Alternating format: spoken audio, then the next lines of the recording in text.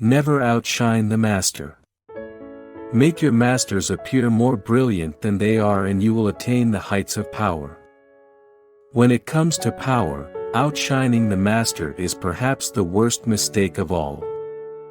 Never take your position for granted and never let any favors you receive go to your head. Never put too much trust in friends, learn how to use enemies. But hire a former enemy and he will be more loyal than a friend, because he has more to prove. In fact, you have more to fear from friends than from enemies. If you have no enemies, find a way to make them. Since honesty rarely strengthens friendship, you may never know how a friend truly feels. Friends will say that they love your poetry, adore your music, envy your taste in clothes. Maybe they mean it, often they do not. The key to power, then, is the ability to judge who is best able to further your interests in all situations.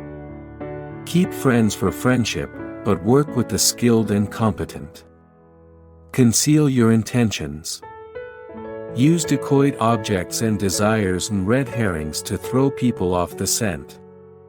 Hide your intentions not by closing up, with the risk of appearing secretive, and making people suspicious, but by talking endlessly about your desires and goals, just not your real ones.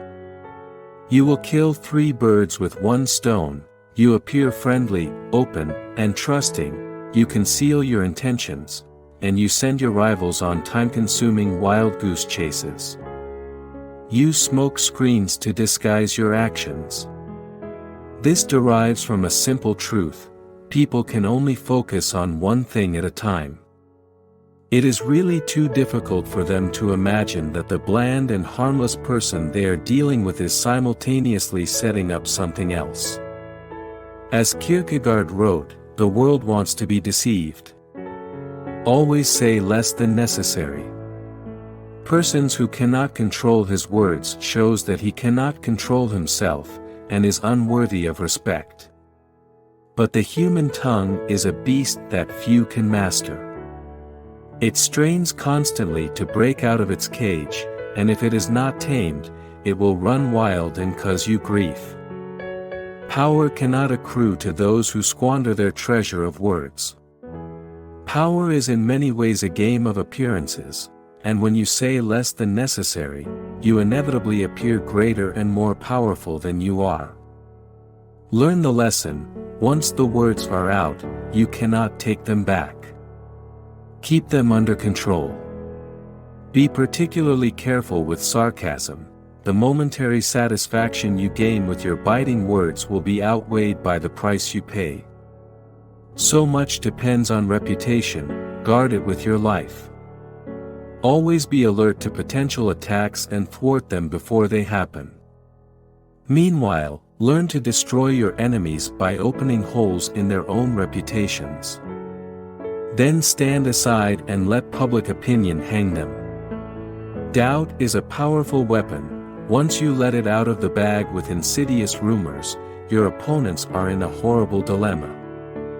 Once you have a solid base of respect, ridiculing your opponent both puts him on the defensive and draws more attention to you, enhancing your own reputation.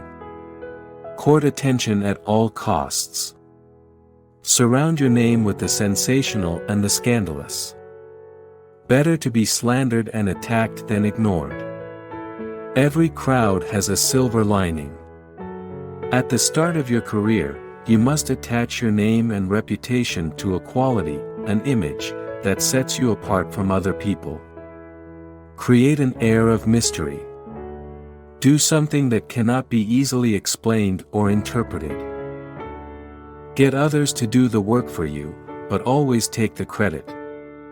Make other people come to you, use bait if necessary. For negotiations or meetings, it is always wise to lure others into your territory, or the territory of your choice. You have your bearings, while they see nothing familiar and are subtly placed on the defensive.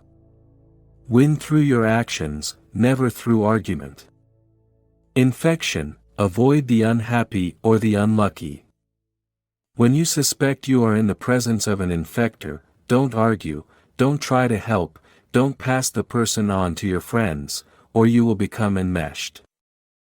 Flee the infector's presence or suffer the consequences.